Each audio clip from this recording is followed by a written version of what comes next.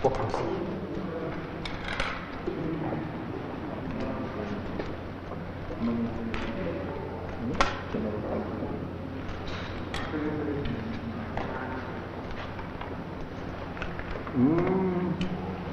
claro.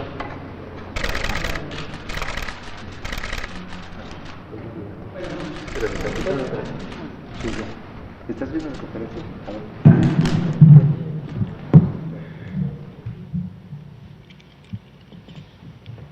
Muy buenas noches. Son las 19 horas en punto del martes 11 de agosto de 2020. Y desde aquí, desde el Palacio Nacional de México, en la Ciudad de México, vamos a iniciar la conferencia de prensa diaria sobre la pandemia de COVID-19, epidemia causada por el coronavirus SARS-CoV-2. Hoy estamos con el maestro Zoe Robledo Aburto, director general del Instituto Mexicano del Seguro Social, y vamos a centrar la conferencia en dos elementos. El primero, el informe técnico de todos los días, que presentaré yo en unos minutos, y el segundo, el maestro Zoe Robledo nos presentará mayores detalles de lo que presentó esta mañana en la conferencia matutina del presidente sobre la condecoración Miguel Hidalgo, qué significa, cómo se hará el proceso, y vamos a tener un video y una demostración práctica de cómo la ciudadanía puede contribuir a este premio. Bienvenido, Zoe. Me voy a parar para presentar el informe y enseguida pasamos a lo otro. Si me pasan la primera, por favor. Decíamos esta mañana y periódicamente retomamos sobre la idea básica del manejo de la epidemia para recordar a las personas, para recordar a quien nos escucha, ustedes aquí, la ciudadanía allá en su casa, qué significa el manejo epidémico, en qué consiste el manejo epidémico. Esto lo hemos dicho muchas veces, pero con mucho gusto lo volvemos a explicar. El manejo de una epidemia de estas dimensiones, de estas proporciones, de una pandemia, es muy diferente al manejo de un pequeño brote epidémico. Las epidemias y el prototipo son las de enfermedades infecciosas, pero desde luego hay también enfermedades no infecciosas que pueden tener dimensiones epidémicas. En México, lo hemos mostrado también, las enfermedades no transmisibles, como la obesidad, el sobrepeso, la diabetes, la hipertensión, la enfermedad pulmonar crónica, tienen dimensiones epidémicas. Epidemia es una definición técnica que habla de la ocurrencia de un fenómeno, concretamente un daño a la salud, en una frecuencia, intensidad, proporción más que la usual. A diferencia de endemia, que es un estado permanente de afección de la salud de las personas. Entonces, cuando se sale de lo esperado desde luego no quiere decir deseado, nunca es deseable tener daños a la salud, se refiere a el concepto de esperanza estadística, de expectativa de que ocurrirá en cierta dimensión o tamaño. Cuando sale de lo esperado, y es más que lo esperado, en una fecha en particular, en una temporada del año en particular, en un mes, en un año en particular, entonces hablamos de una epidemia. Por mucho tiempo se usa de manera suelta o indiscriminada sustitutos de la palabra epidemia al referirse, por ejemplo, a los brotes. Y hay la calificación de brote epidémico. En realidad son expresiones que no tienen una demarcación técnica única y a lo largo del tiempo en la práctica de la epidemiología, la ciencia básica de la salud pública que estudia precisamente las epidemias, se ha usado de una manera o se ha usado de otra, pero es convencional que se refiera uno a brotes cuando se trata de una pequeña epidemia, del inicio de la epidemia o de la ocurrencia de la epidemia en un contexto limitado geográficamente, donde se puede reconocer geográficamente la localización de una pequeña epidemia. ¿Por qué digo todo esto? Para retomar una idea que comentamos hace varias semanas o meses sobre la expectativa de una epidemia como esta, de una epidemia de esta dimensión. Esta es una pandemia. Y pandemia técnicamente quiere decir que afecta a todos los lugares. Viene de una raíz del griego que es pan, quiere decir todos. Lo mismo, la definición de pandemia ha tenido muchas variantes en la literatura técnica, científica de la epidemiología o su utilización en la aplicación por los organismos internacionales. Entonces, no hay una definición única. Hay quien se refiere como pandemia a la afección en todos los continentes, hay quien se refiere a más de un continente, hay quien se refiere a 2 o más continentes, y así hay distintas concepciones. La más aceptada en general es cualitativa y se refiere a una epidemia generalizada por todo el mundo, aunque no hay un requisito específico de un número de países o un número de continentes para considerar la pandemia. Arbitrariamente la Organización Mundial de la Salud ahora considera 2 o más continentes. El punto al que quiero compartirles ahorita, que ya lo habíamos dicho antes, es la expectativa sobre cómo es el manejo de una epidemia y si la expectativa puede incluir la idea de eliminar la epidemia, suspender la epidemia por una acción dirigida, gubernamental o social o por una intervención específica. Y la respuesta es no. Desafortunadamente, una pandemia, una epidemia de estas dimensiones, difícilmente podría tener un mecanismo de control inmediato, directo, en el que por una acción técnica, administrativa, una intervención del gobierno o de los gobiernos, pudiera cancelarse la dinámica de transmisión. ¿Y a qué nos referimos con dinámica de transmisión?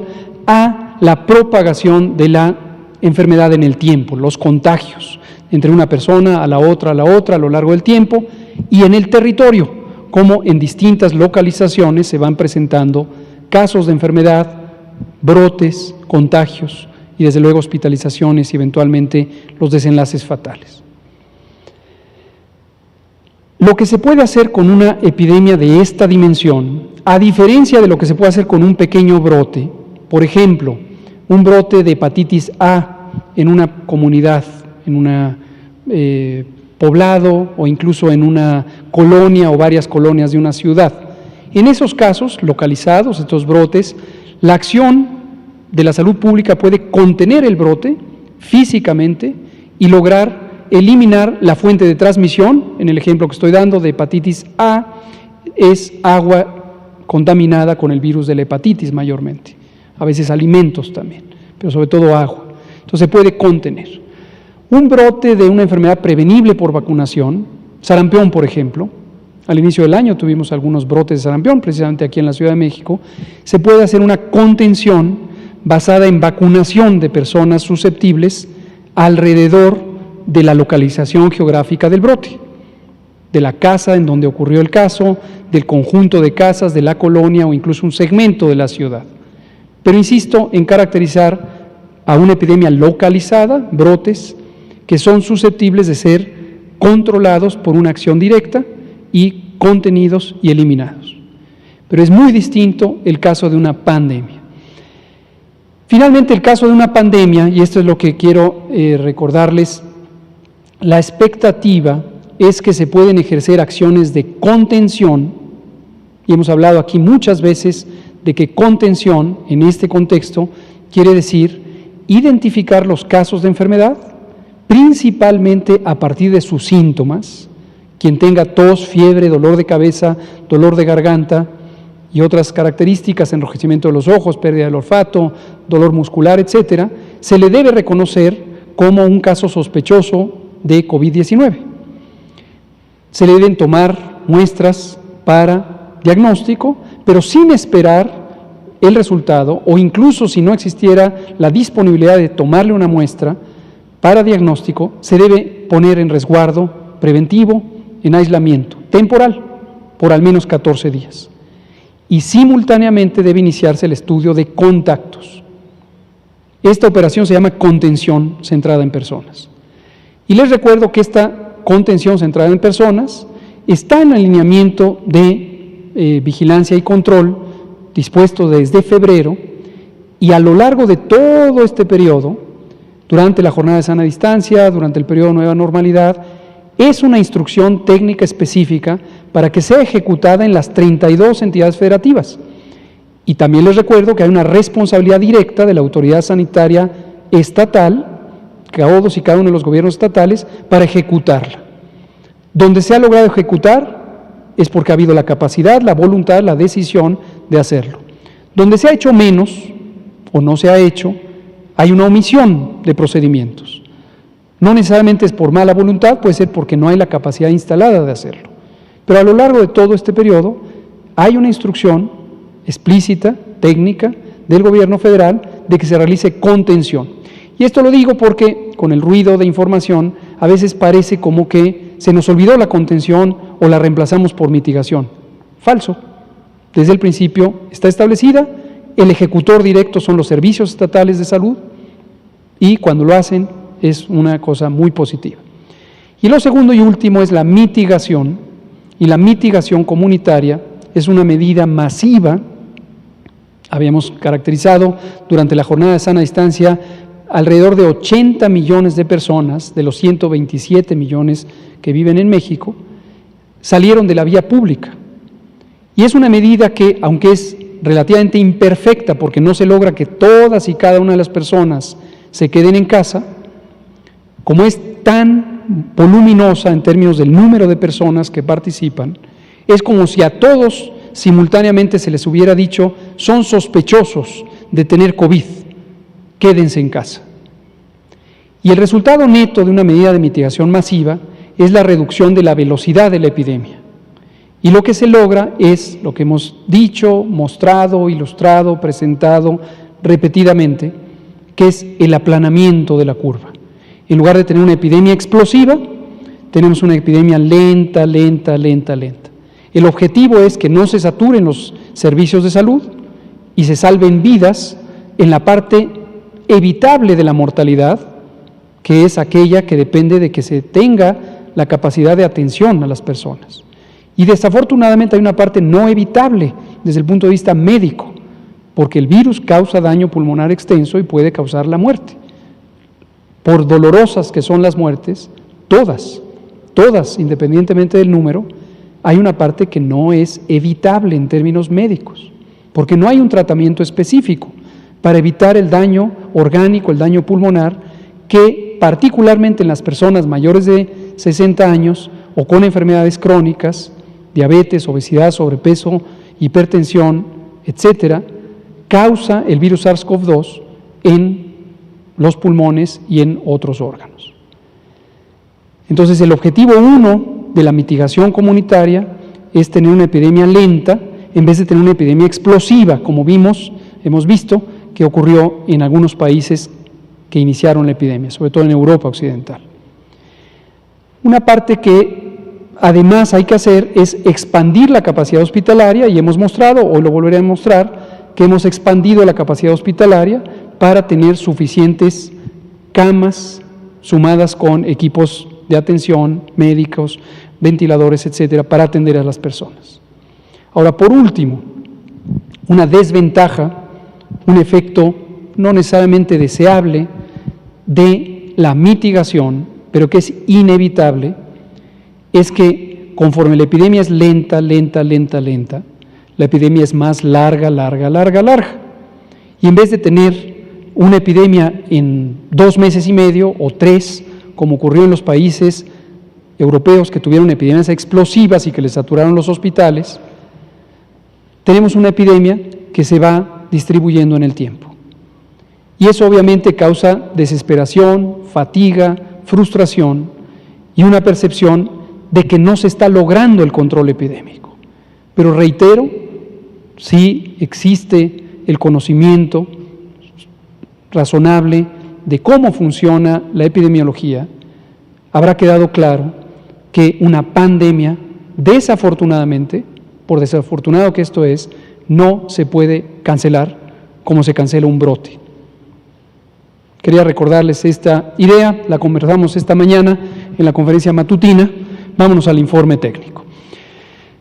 73 días de nueva normalidad, este proceso en donde una vez terminada la jornada nacional, se dispuso que hubiera variabilidad estatal en el manejo de la epidemia, de acuerdo a lineamientos generales que provienen de un único semáforo nacional de evaluación de riesgo, lineamientos generales sobre actividades económicas y sociales y responsabilidades directas de carácter administrativo de los gobiernos estatales, que por ley son autoridades sanitarias, para disponer libremente, pero con una guía general federal, cuáles son las actividades concretas que deben abrir en cada momento.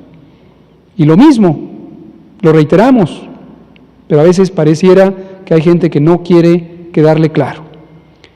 Si se decide abrir una fábrica que produce elementos que no fueron considerados actividades esenciales, en un momento que se recomendó que no ocurriera, o si se abren bares o restaurantes o salones de fiestas, en momentos en que se recomendó por la evaluación de riesgo que no ocurriera, la persona responsable de esa decisión está contribuyendo a que no se controle la epidemia. Si se mantiene coherencia con las disposiciones generales y la evaluación de riesgos, se contribuye a que se controle la epidemia. Sin embargo, estas son decisiones soberanas de la autoridad administrativa estatal y es importante que exista el margen de maniobra. Ahora, también, como una vez más lo decimos, no debe sorprendernos que de pronto la epidemia repunte y baje, repunte y baje, repunte y baje en un territorio específico, por ejemplo un municipio o un estado completo. Eso va a pasar. Y no necesariamente debe ser criticado o considerado como un error en el manejo epidémico, porque la responsabilidad de los gobiernos estatales es muy grande e incluye el control de la epidemia o la mitigación de la epidemia, pero también el cuidar la economía de los estados. Y en todo momento hay una tensión, una irremediable dilema entre proteger la salud y la vida de manera directa, evitando contagios o reduciendo la frecuencia de contagios, y por el otro lado, proteger la salud y la vida también en la medida en que se mantenga la economía y ésta no afecte a los seres humanos, a las familias, a las comunidades. La siguiente, por favor. Vámonos de corrido con la información que esta misma mañana presentamos, o está actualizado a los datos de hoy por la tarde o por la mañana con el corte de mediodía. Y vemos lo que hemos estado comentando. Me enfoco, ya todo el mundo sabe cómo es una curva epidémica, el tiempo que se va midiendo en este caso en semanas, por supuesto se puede hacer por día, por hora, por minuto o por mes, por año, dependiendo cuál es la dimensión de tiempo que interesa. Está cortado a partir de la semana 10, el resto de la 1 a la 10 es irrelevante porque no había ningún caso. Esto es la primera semana de marzo. Y el número de casos, en este caso son casos que han sido documentados. Aprovecho, este es día de recordatorios. Hemos dicho también extensamente que la vigilancia epidemiológica no pretende contabilizar todos y cada uno de los casos, ni en México ni en ningún país del mundo. No pretende, no es propósito de la vigilancia epidemiológica contar todos y cada uno de los casos. Habíamos usado la palabra, la volvemos a decir, este es un fenómeno inconmensurable, es tan grande que no se puede medir de manera directa y pretender hacerlo es un despropósito técnico que no sirve de gran cosa. Me enfoco aquí, desde la semana 27, tenemos que la cantidad de casos registrados, este es el segmento de los negativos, pero que fueron casos sospechosos, estos son los sospechosos esperando el resultado de la prueba, y estos son los confirmados. La cantidad fue semejante en estas 4 semanas, la 27, la 28, la 29 y la 30. Y en la 31 tenemos una reducción que todavía está sujeta a ajuste en la medida en que va llegando información por la fecha de inicio de los síntomas de estos casos. Entonces, no sorprendería que esta barra alcance a esta, quizá quede un poco menor, o incluso que la sobrepase un poco, pero en términos generales pareciera existir una tendencia ya de estabilidad en el acontecer epidémico. Las sumas siempre están allá abajo, la información que hemos presentado siempre la seguiremos presentando y está disponible también en los múltiples mecanismos de información que tenemos en el portal coronavirus.gov.mx. Más de 1.100.000 personas han sido estudiadas. La siguiente. Vamos a pasarnos aquí a la estimación. En la estimación consideramos no solamente los casos confirmados que ya fueron estudiados con laboratorio y fue confirmado que tenían infección por el virus SARS-CoV-2, sino una proporción de aquellos que tuvieron síntomas, fueron registrados, se les tomó una prueba y estamos esperando el resultado de la prueba. Y este resultado puede tardar en promedio 7 días, en algunos casos más de 7 días, pero nos anticipamos multiplicando el número de casos que esperan prueba por el porcentaje de positividad. ¿Cuántos sabemos que por semana y por estado, hasta la semana de la que está hablando, habrían resultado positivos? Eso amplifica el número, por supuesto, tanto en las defunciones como en los casos estimados.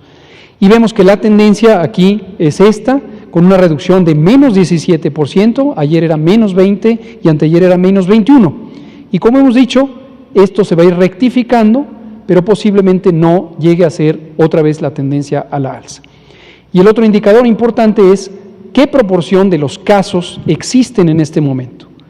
De los 127 millones de personas que vivimos en México, ¿cuántas hay en este momento que han sido registradas o estimadas con COVID en este momento? En las últimas 2 semanas, incluido hoy, que estamos en la semana 33, un poco más de 40,000. Un poco más de 40,000. Y aquí volvemos a decir un concepto, esta idea de ir sumando los casos y que ya van 425,000, es un mensaje, por supuesto, bienvenido el que lo quiera seguir diciendo, pero técnicamente no tiene un significado útil, porque no es una enfermedad crónica. La enfermedad dura 14 días, los casos leves, en promedio 21 días para los casos graves, y desde luego hay personas que fallecen. Pero no es una enfermedad crónica, no es como diabetes, en la que en México tenemos cerca de 15 a 18 millones de personas. Y estas sí se acumulan. Una vez que una persona tiene diabetes, siempre va a tener diabetes. Y mientras viva, seguirá siendo un caso de diabetes. O algunas enfermedades infecciosas de larga duración, como la tuberculosis, que pueden por muchos años, en promedio 8 años, tener la enfermedad si esta no ha sido tratada. Entonces, 41,000 casos están en este momento con COVID-19. Vámonos a las otras diapositivas y terminamos el informe técnico con la ocupación hospitalaria. La ocupación hospitalaria ha dependido de cuántas personas necesitan hospitalizarse, porque tienen una enfermedad suficientemente importante para necesitar hospitalización. Y aquí volvemos a hacer otro recordatorio. Si usted es una persona que tiene más de 60 años de edad, que tiene diabetes o tiene hipertensión, obesidad, sobrepeso, enfermedad pulmonar crónica, enfisema, bronquitis crónica, asma, enfermedad cardíaca crónica, insuficiencia renal, cáncer, utiliza medicamentos que le deprimen el sistema inmune, quizá tiene una enfermedad reumática, una enfermedad autoinmune, artritis reumatoide, lupus. Si usted tiene alguna condición como esta, o tiene un familiar que tiene una condición como esta, y presentan fiebre, o tos, o dolor de garganta, o dolor de cabeza, o las 3 o 4 cosas juntas, o malestar general súbito, dolor muscular, piense que tiene COVID. Es importante que piense que tiene COVID, no para que se espante, pero sí para que actúe y acuda a una unidad de salud. Vaya a una unidad de salud, porque el riesgo que usted tiene de complicarse por COVID es grande. Y si usted se espera y hoy se siente razonablemente bien, y mañana también, y pasado mañana también, existe una probabilidad importante de que en un momento dado, en el 3º o 4º día desde que iniciaron los síntomas, el daño que le esté causando el virus SARS-CoV-2 a los pulmones sea demasiado importante. Y entonces ya haya pocas posibilidades de darle una atención hospitalaria para que se recupere. Es muy importante que acuda a tiempo a hospitalización. La hospitalización ha estado disponible, tenemos 60% en este momento de las camas, 31.615, noten que este número sigue subiendo, porque seguimos haciendo reconversión hospitalaria. Y 60% está disponible, 40% está ocupado a nivel nacional. Y a nivel de los estados tenemos algunos que en este momento tienen la mayor actividad epidémica: Nuevo León, Nayarit, Colima, Coahuila. Son los 4 estados con la mayor actividad epidémica en este momento, como lo fueron antes otros, que hoy van en descenso.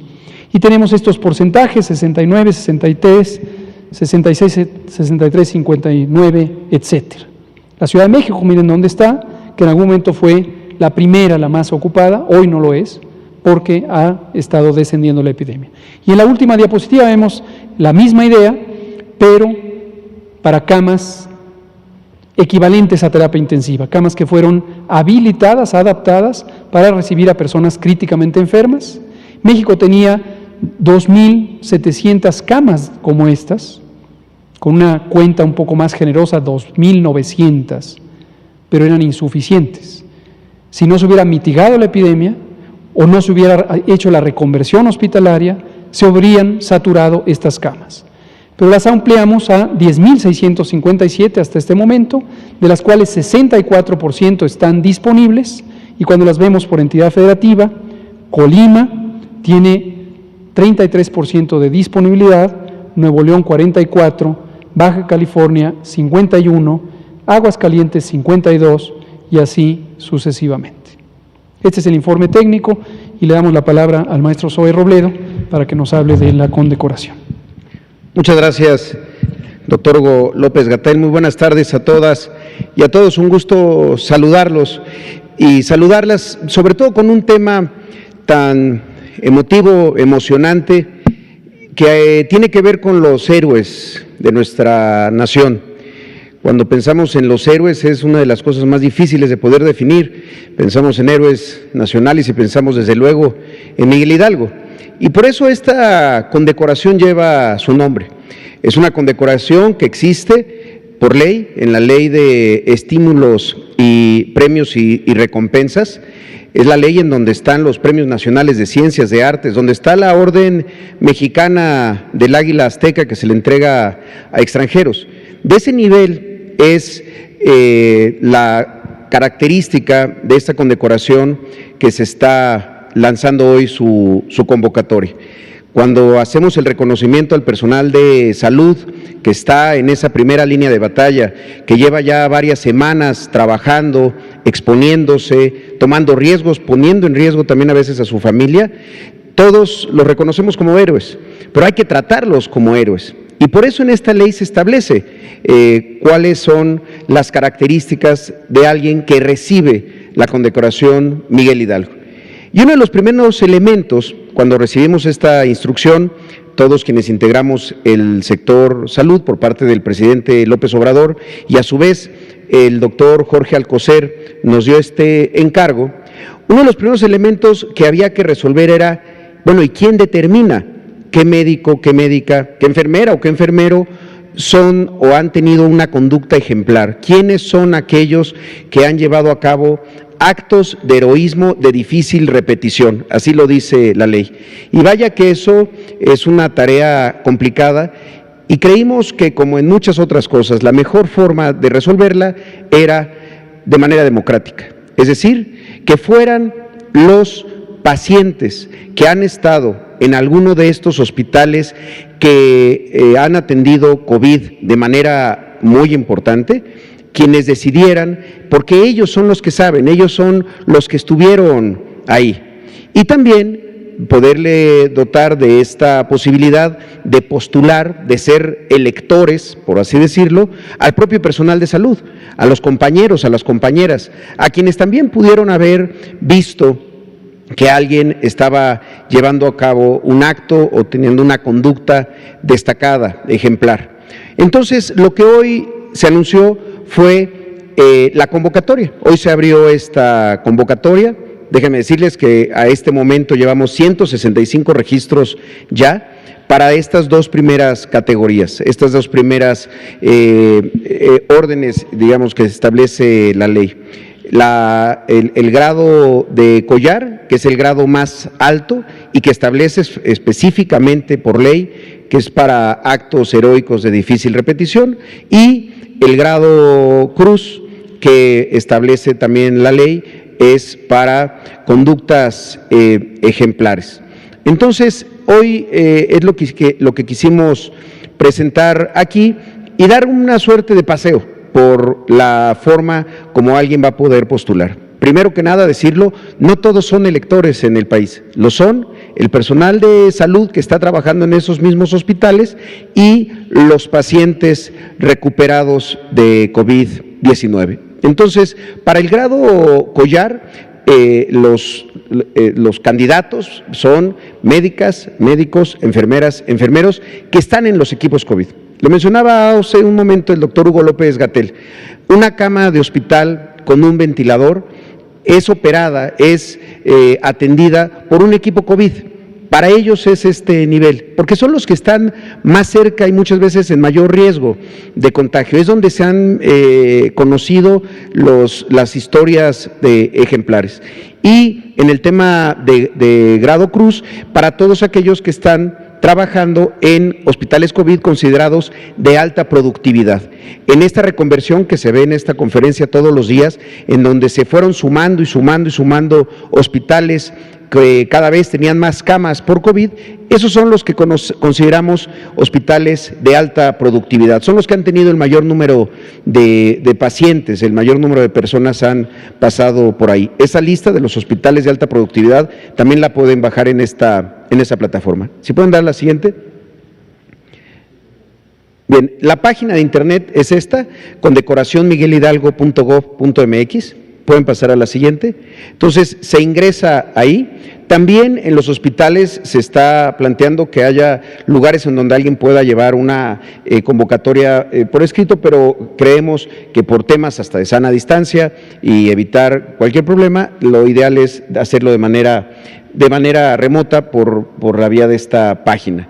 Lo primero que van a encontrar son 6 pasos muy simples, son 2 avisos de privacidad, un aviso de privacidad y otro de términos y condiciones. Se le da a aceptar ambos, bueno, se deben de leer antes, desde luego, y después aceptarlos. La siguiente, una vez que se entra por ahí, se pregunta en qué institución estuvo internado o en qué institución trabaja el postulante, quien está buscando ser elector. Insisto, esto es para quienes van a postular, no se están pensando en autopostulaciones, sino que alguien más va a postular al personal médico. Entonces, se selecciona la institución, cualquiera de ellos, dan a la siguiente.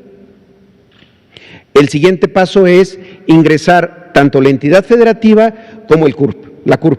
Ahí es donde nosotros podemos filtrar que los que son electores de esta condecoración sean las personas correctas, porque todas las instituciones de salud tenemos este dato. En eso somos coincidentes, no estamos pidiendo en el caso del IMSS el número de seguridad social o del ISSSTE, no, es la CURP. Ahí es donde se puede filtrar, porque con la CURP sabemos que esa persona o trabaja en el sector o estuvo en algún momento en un hospital por COVID. Se da la entidad, ahí en el momento que se da la entidad y ya habiendo dicho en qué institución se atendió, aparecen los hospitales de esa entidad y de esa institución, se ingresa cuál fue, después la CURP, el nombre, el apellido paterno, el apellido materno y bueno, estos CAPTCHA que son para evitar que haya robots intentando entrar. Es algo muy común en cualquier página de internet. Se ingresan estos cuatro datos, se verifican, la siguiente, después se busca o registra el médico personal al que se quiere postular. En muchos casos, aquí vamos a poder tener ya sea una búsqueda por el nombre de pila o el apellido materno o el apellido paterno y el tipo de personal. Ahora, muchas veces las personas conocieron a alguien detrás de un cubrebocas, detrás de unos gogles con equipo de protección personal y recuerdan un solo nombre. Entonces, también se puede hacer por la vía de un registro si los nombres en los que aparecen no apareciera el personal o la persona a la que se quiere postular. Entonces, se ingresan estos datos, insisto, en muchos casos van a aparecer listas, en otros casos se pueden hacer registros de manera directa. La siguiente, por favor. Y aquí es algo muy interesante. Se estableció por parte del doctor Alcocer un grupo de personal de salud, tanto de la Secretaría como de el resto de las instituciones, para realizar este mínimo cuestionario, es casi como una suerte de encuesta, con preguntas primero sobre la calidad del servicio, cómo fue la atención por parte del personal, y después otras preguntas que tienen que ver con los actos de heroísmo. Desde luego esto no se puede hacer en un formulario con respuestas de opción múltiple, pero creemos que puede orientar mucho a las personas para poder describir cuál es la razón, el acto de difícil repetición por el cual quieren postular a alguien. En la siguiente, y este punto número 6, que es muy importante, son los comentarios, documentos, imágenes, videos. Son totalmente opcionales, no se necesita tener una foto, tener un documento, pero sí queremos pedirle a la gente que elabore y que escriba cuál fue ese acto, cuál fue esa conducta que le pareció heroica de un personal de salud, de una persona que lo atendió en este difícil tránsito por una enfermedad como es la COVID. Entonces, se ingresa ahí, estamos seguros que aquí es donde vamos a tener estas grandes historias de heroísmo, grandes, no anécdotas, porque dejan de serlo y empiezan a formar parte también de la memoria de nuestra nación, y también la posibilidad de ingresar cualquier tipo de documento que el postulante considere valioso. Entonces, la siguiente, a partir de esto, en una parte del registro se solicita un correo electrónico para poder recibir un agradecimiento por haber participado y que sepa la persona que ya quedó registrada su postulación.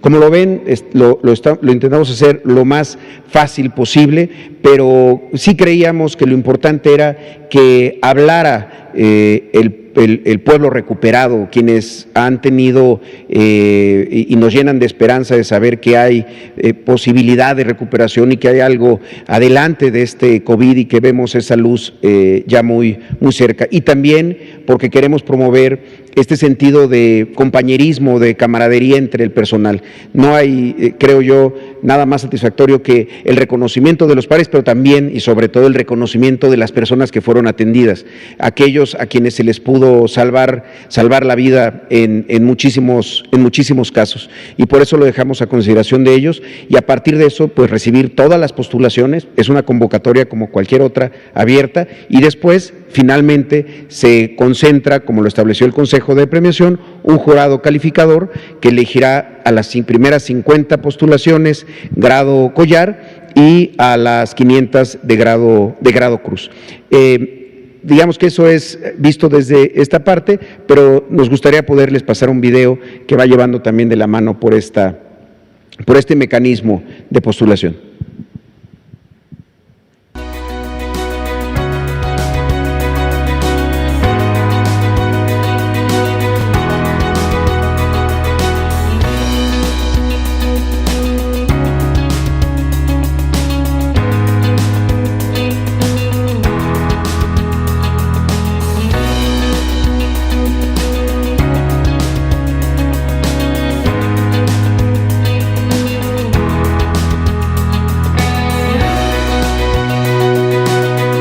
El número de matrícula es para el personal de salud.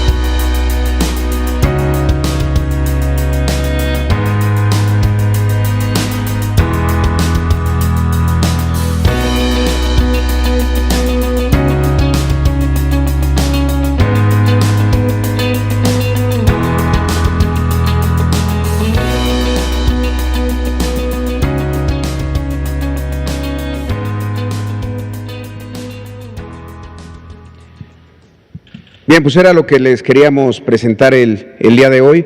Estamos muy entusiasmados, insisto, también por la colaboración de otras instituciones como el Instituto para Devolver al Pueblo lo Robado, que es la institución que dio los recursos a la Secretaría de Gobernación para los estímulos económicos que acompañarán esta condecoración, y también el apoyo y el entusiasmo que ha mostrado Carmen Tapia, que es la artista que elaboró esta condecoración, Miguel Hidalgo.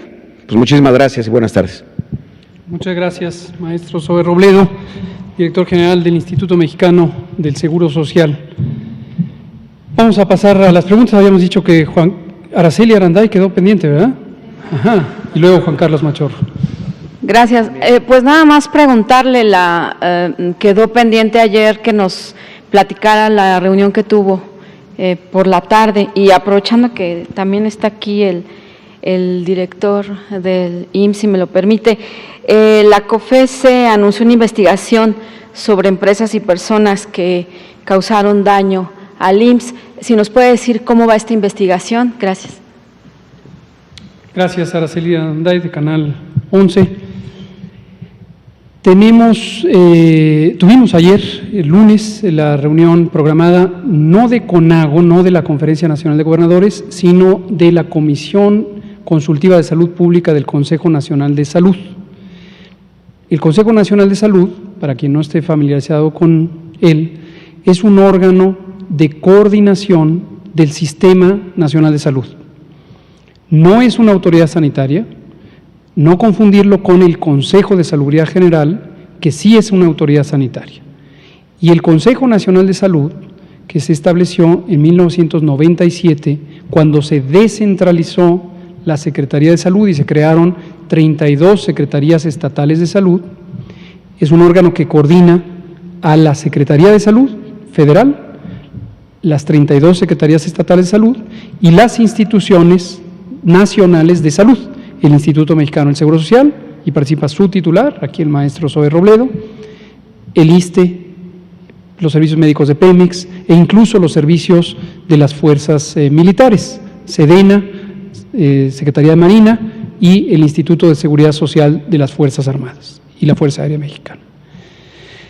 La reunión fue porque ese es el foro técnico de coordinación apropiado para resolver las precisamente aportaciones de los estados o de las instituciones nacionales de salud. Y en la reunión con los gobernadores y la gobernadora de Sonora y la jefa de gobierno de la Ciudad de México, a lo largo de varias semanas, llevamos ya 10 o 12 semanas donde hay conversaciones semanales, ahí se identificó que valía la pena tener una conversación sobre el semáforo de riesgo COVID. Dado que es un foro técnico constituido por las y los secretarios estatales de salud, los titulares de las instituciones de salud nacionales, y la reunión fue muy amigable, como suele serlo, muy constructiva, como suele ser la actitud de todas las secretarias, secretarios de salud y por supuesto nuestros colegas nacionales, de instituciones nacionales, y hubo aportaciones valiosas. Ya nos habían mandado 11 entidades federativas algunas sugerencias. Jalisco, se lo agradecí públicamente en la sesión, se lo vuelvo a agradecer. Ahorita tenemos a 3 de nuestros directores conocidos por ustedes, el doctor Alomía, el doctor Ricardo Cortés y el doctor Rubí López Ridaura, en reunión con el secretario de Salud de Jalisco, el doctor Fernando Petersen, le mandamos saludos, y están trabajando porque Jalisco nos hizo una aportación más sustanciosa que nos pareció muy buena. Fueron una reunión sobre dengue, pero están aprovechando para trabajar este tema. Y mañana el Consejo Nacional de Salud resolverá sobre la versión final del semáforo de riesgo COVID y quedará siempre abierta la conversación técnica para irlo mejorando o irlo adecuando a los distintos momentos que requiera la epidemia. Esa fue la síntesis de la reunión. Son cambios menores, se hicieron aportaciones sobre algunos indicadores adicionales. Hay algunos que nosotros ya habíamos considerado, pero no habíamos incluido, como este número RT, el famoso número de reproducción en el tiempo, lo vamos a incorporar. Jalisco hizo algunas propuestas sobre cómo incorporar la dimensión de la mortalidad, entonces se está analizando de qué manera incluirlo, y ese es el tipo de cambios, algunos indicadores, algunos puntos clave o críticos de en dónde se separa el rojo del amarillo, del naranja, etcétera. ¿Ya se tendrían que ver reflejados el viernes? No todavía. No todavía. El jueves tenemos ya convocada la sesión nuevamente con CONAGO para comentarles lo que resuelva el Consejo Nacional de Salud, mañana que se emitirá por votación, que es el procedimiento general de acuerdo. Casi siempre las resoluciones de CONASA, Consejo Nacional de Salud, son unánimes. Veremos cómo sale mañana, no necesariamente tienen que ser unánimes. Y el jueves se les comentará a los gobernadores. Gracias, maestro Sobe. Sí. Muchas gracias. Efectivamente, en días pasados recibimos la notificación de la denuncia que presentó el Seguro Social en 2016. O sea, esto viene de una denuncia presentada en 2016 y resuelve ahora la COFESE estas prácticas monopólicas que dañaron las finanzas del instituto.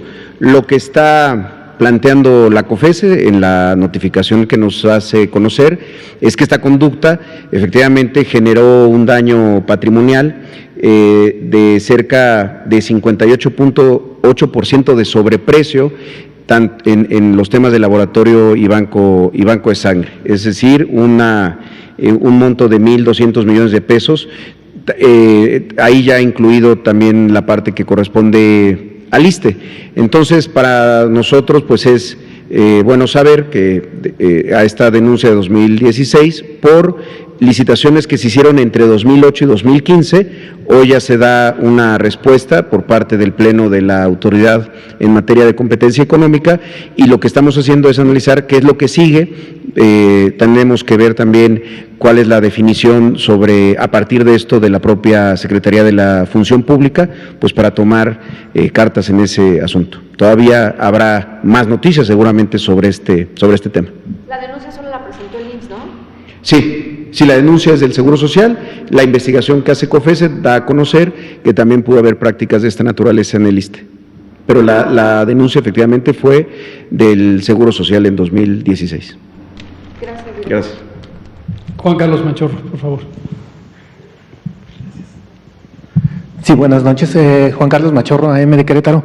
Doctor Gatell, su opinión sobre esta noticia que se dio a conocer hoy, esta vacuna que anuncia Rusia. La misma OMS ha dicho que es muy temprano para decir si es o no la vacuna que ahora sí que todo el planeta esperamos, por las repercusiones, por el tiempo que hay que hacer los estudios, etcétera. ¿Cuál es su opinión de usted cuando México pues está inmerso en otros proyectos de vacunas? Esperemos que si fuera la buena México pues compraría esa vacuna. ¿Cuál es la opinión de usted? Y si me permite rapidísimo al maestro Zoe, ayer vino la directora del Hospital General y nos habló que estaban desacoplando parte del área COVID de esta institución porque nunca tuvieron saturación. El IMSS en algunas de sus otras instalaciones ha desacoplado áreas COVID porque no se han llenado. Y una cuestión, ¿no es muy temprano ya estar haciendo eso ahorita? Gracias. Sí. Muchas gracias. ¿Quieres comentar? Sí. Bien, la verdad que uno de los elementos que nos tienen más satisfechos, para decirlo de alguna manera, como sector, es la integración de todas las instituciones en la toma de decisiones. Por eso, cada que vemos reflejado aquí los temas de la tasa de contagio, el trabajo que ha hecho la Secretaría de Salud y la Subsecretaría de Promoción de la Salud por parte del doctor López Gatell, y luego también la parte de la reconversión que hemos llevado a cabo las instituciones, pues nos sentimos muy bien representados. Lo digo porque el tema de la desreconversión, como se le llamó inicialmente, hoy retorno a la normalidad en la atención médica, es decir, cómo vamos a empezar nosotros también a regresar a nuestras actividades regulares, es un tema que se está viendo de manera sectorial.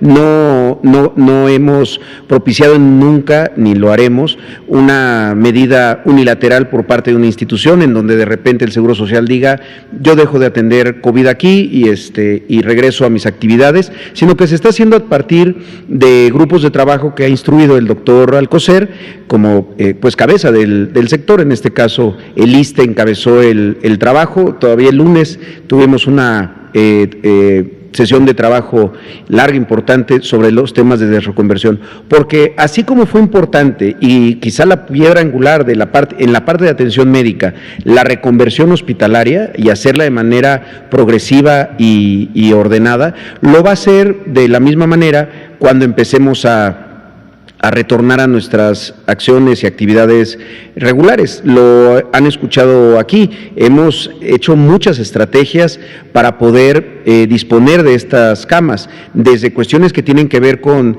la subrogación de algunas atenciones por parte de los hospitales privados. Pongo el ejemplo de de la atención obstétrica, las mujeres embarazadas del Seguro Social que han ido a hospitales privados y ahí se han llevado a cabo los partos, las cesáreas, hasta otro tipo de atenciones en urgencias quirúrgicas no complicadas, así como el uso de otras instalaciones. Entonces, todo el tema de este retorno en la atención médica, lo estamos viendo de manera conjunta. Entonces, y a partir de eso se establecerán lineamientos sectoriales en donde vamos a seguir haciendo esa desescalada, por decirlo de alguna manera, de manera progresiva y ordenada. Pero hasta este momento nosotros hemos mantenido esta reconversión, incluso en algunos lugares seguimos creciendo porque así lo consideramos todavía necesario. Gracias, maestro Zoe Robledo. Sobre la vacuna o las vacunas, este fenómeno va a estar ocurriendo, que de repente un laboratorio, o en este caso un país, pero que finalmente es un laboratorio en ese país, en Rusia, anuncie que ya tiene la vacuna. Lo hemos estado viendo con las distintas vacunas, hay más de 147 productos, como lo expuso hace unas semanas el doctor Alcocer, que están en alguna fase de investigación, desde el concepto básico, un ensayo molecular, hasta la investigación clínica. Recordar, para aquellas personas que no estén familiarizadas, la investigación en el desarrollo de productos farmacéuticos, incluidas las vacunas, tiene un bloque grande de investigación en donde es fuera de sujetos humanos. Eso se llama investigación preclínica. Y es desde moléculas, y matraces y pipetas y biología molecular, hasta posiblemente ensayos en animales. Algunas de las vacunas ya llegaron incluso a experimentos en macacos. ¿Qué animal se utiliza? Depende del tipo de vacuna y una serie de cosas. Pero en este caso se han usado macacos rhesus como un animal de experimentación. Todo eso es preclínico. Y luego vienen las 3 fases clínicas. La fase 1 está orientada a probar la seguridad, en primer lugar, y en segundo lugar, la posible eficacia a través de un indicador indirecto. Por ejemplo, el desarrollo de anticuerpos o la proliferación de ciertas células del sistema inmune. Y en general, en la fase 1 hay 10, 12, pequeñas decenas de personas. La fase 2 es para verificar el componente de seguridad y se hace con algunas más personas, centenas quizá de personas, y ver otros indicadores de eficacia. Finalmente, la fase 3 generalmente son miles de personas o decenas de miles, 20, 30,000 personas. Se sigue evaluando la seguridad, pero ahora importa ver la eficacia, la posibilidad de que cause un beneficio buscado, pero ya con el desenlace de interés, que en este caso es protección contra la enfermedad o atenuación de la expresión clínica de la enfermedad o prevención de la hospitalización o prevención de la mortalidad. Hay pocas vacunas, son cerca de 9 que están ya cercanas a esa última fase, y sí efectivamente nos ha sorprendido, como le sorprendió a la Organización Mundial de la Salud, conocer de la vacuna rusa cuando, hasta donde llegaba la información pública mundial, no habían llegado hasta la fase 3. Definitivamente, y esto lo quisiera dejar muy claro, no se puede empezar a utilizar una vacuna que no haya terminado satisfactoriamente los estudios de fase 3. No se puede, no se debe, por razones éticas, de bioseguridad, y esto en todos los países es un estándar ético de práctica, de seguridad, etcétera. Entonces, estemos expectantes, vamos a estar viendo eso. Dicho sea de paso, es parte de la especulación comercial. No olvidemos que las vacunas también son empresas comerciales, no hay vacunas o compañías que lo estén haciendo por filantropía, y parte de la especulación comercial va a ser el anunciar que ya casi está la vacuna. Eso lleva a que aumenten los costos de los precios de las acciones de las compañías privadas, haya mayores ganancias, y así es como funciona en el mundo contemporáneo, en la economía global, la producción de insumos para la salud, incluidas las vacunas. Gracias, Juan Carlos Machorro. Estaba Carlos de 1+1, que quedó pendiente la vez pasada, y acá está nuestro compañero de Grupo Basta, y si hay tiempo nos vamos para atrás. Buenas noches, doctor. Carlos Alvarado del 1+1. Aunado a lo que está usted comentando, hoy escuché en la mañana que, sobre todo para la investigación científica de una vacuna, deben de pasar más o menos un periodo, en base a lo que usted está diciendo, de 18 meses aproximadamente, por las diferentes etapas que tiene que suceder. Yo quisiera más bien preguntarle, apoyar lo que dice usted, sin embargo, ¿qué dice al respecto de ese tiempo? ¿Todavía nos falta tiempo para concluir? El tiempo lo determina el fenómeno que se quiere prevenir. Cuando es una enfermedad de larga periodo de incubación o donde hay un periodo de exposición en donde es infrecuente que haya exposición, puede requerir periodos más largos. Cuando hay mucha exposición, que puede ser el contexto de una epidemia en curso, es posible que se logre más rápidamente que se complete el estudio. El estudio se determina por el tamaño de muestra. Este es un criterio estadístico, técnico, que se estima cuántas personas se necesitan observar para tener con cierto grado de certidumbre una señal relevante. Por ejemplo, la proporción de personas que desarrollan anticuerpos, o por ejemplo, la proporción de personas que no tienen enfermedad cuando fueron expuestas al virus, ¿no? Entonces, entre más frecuente es el fenómeno, se necesitan tamaños de muestra, es decir, número de personas en el estudio menores. Cuanto más infrecuente es el fenómeno, se necesitan mayores números de personas. Y la duración depende de la velocidad que se van reclutando sujetos voluntarios bajo consentimiento informado. Se les tiene que decir todos los potenciales efectos secundarios y riesgos de la participación en el estudio, y luego hay que observarlos por un periodo relevante para que se concrete la exposición. Por supuesto, por razones éticas obvias, este tipo de ensayos clínicos, estudios clínicos, no involucra la inoculación de la enfermedad. Esto debe quedar clarísimo, pero no todo el mundo está familiarizado con esto. Es el riesgo natural de presentar la enfermedad en el contexto de una epidemia, y aún con ello se contemplan las medidas preventivas generales para todas las personas. Entonces, lo que sí es muy probable es que ninguna vacuna esté lista en el mundo entero antes del final del año. Probable. Ya he dicho, si surge lo contrario, aquí diré públicamente, yo no estaba tan optimista, pero dudo mucho que antes del final de 2020 exista una vacuna ya para uso en cualquier parte del mundo. Gracias. Nos da tiempo de una última pregunta, y está nuestro compañero de periódico Basta, Grupo Cantón. Subsecretario Héctor García, de Diario Basta, Grupo Cantón. La pregunta es, entre marzo y abril también se llevó a cabo varios casos de sarampión aquí en la Ciudad de México y en el municipio y municipios del Estado de México, pero con la pandemia, bueno, pues se fueron olvidando. No es que se lo olvidamos, más bien de este lado.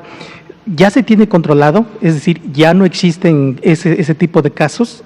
¿Y si hay en otros estados? ¿Cómo no? En este momento no conocemos que exista brote alguno de sarampión en México. Efectivamente tuvimos durante marzo y abril sendos brotes en la Ciudad de México y en el Estado de México. Estos estuvieron afectando el sistema penitenciario, involucraron a personas privadas de la libertad, y afortunadamente la colaboración técnica del gobierno federal con el gobierno tanto estatal como el de la Ciudad de México logró que controláramos el brote. Y justo por eso pensé en este ejemplo.